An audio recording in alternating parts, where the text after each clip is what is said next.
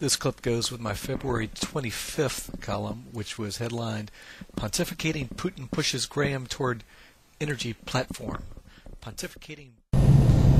Energy is being used by Russians to threaten their neighbors and Europe in general. Energy is fueling the president of Iran's hopes and dreams to develop nuclear capabilities, not for peaceful purposes. That energy in Russia is gas and oil, and Iran is oil. I hope that America will understand that her long-term best interest is to get away from fossil fuels and have alternative fuel sources.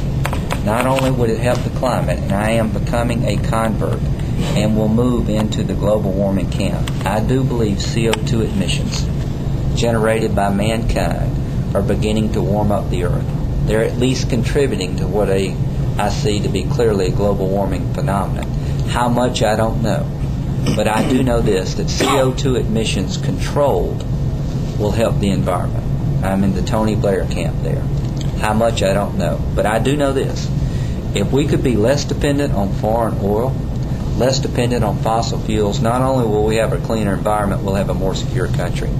After listening to the Russian president and the Iranian nuclear negotiator, it was a wake-up call to me and every Democrat and every Republican on the front row that we will be... Once again, I ran into that 3-minute limit on my camera.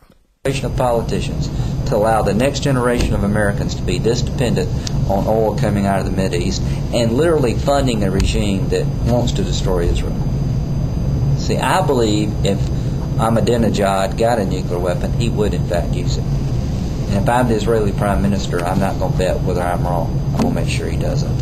And the key to all this, in terms of having a new engagement in the Mideast, is to go to the Mideast and Saudi Arabia and say, you know, I got a problem with you madrasas. I want to be your friend and your ally, but I don't need your oil. The Iranian economy has no refineries. The gasoline that's used to power vehicles in Iran comes mostly from Europe. We do have a lot of energy leverage. We need to use it. But the goal for me after this meeting is to try to create in our country a united bipartisan effort to get us away from fossil fuels coming out of the Mideast and in general. That means hydrogen. Who's the biggest beneficiary of a effort to get away from CO2-based energy? South Carolina. We have ICAR, we have Savannah Riverside, we have the University of South Carolina fuel cell research. We could really be on the leading forefront of hydrogen-based vehicles. Biofuels, Jim Clyburn and I are working. I'm on the Agriculture Committee now to try to get money into the farming community in South Carolina to grow switchgrass and other alternatives to fossil fuels that could make ethanol, not using corn. What else does South Carolina have? Nuclear power. Nuclear power at Savannah Riverside. The French, 80% of the power footprint of the energy needs of France are met by the nuclear power industry. They are the model. I never thought I'd hear myself say this. They're the model. We should follow the French when it comes to nuclear power.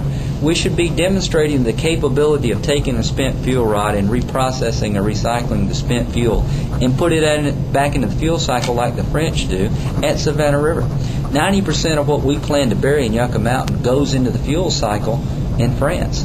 Could be a huge opportunity for South Carolina to lead America to energy independence across the board. But you said you were coming more along the lines of believing in global warming. Mm-hmm. You think if you were asked to this year, you're going to vote for some kind of cap and trade? Cap and trade? Yeah. See, we'll meet with the utility companies. South Carolina is 55% of our power generated is from nuclear power. Most of it goes to North Carolina. The actual power we use in South Carolina comes from coal-fired plants. A cap and trade system basically says we're going to put nationally a cap on the utilities as to what can CO2 emissions. And there's a lot of ways you can meet that cap. I guess I should have posted this last week at the same time as the column, but I think it still has value, particularly since Lindsey Graham states the case really well for why we really need to get serious about energy independence.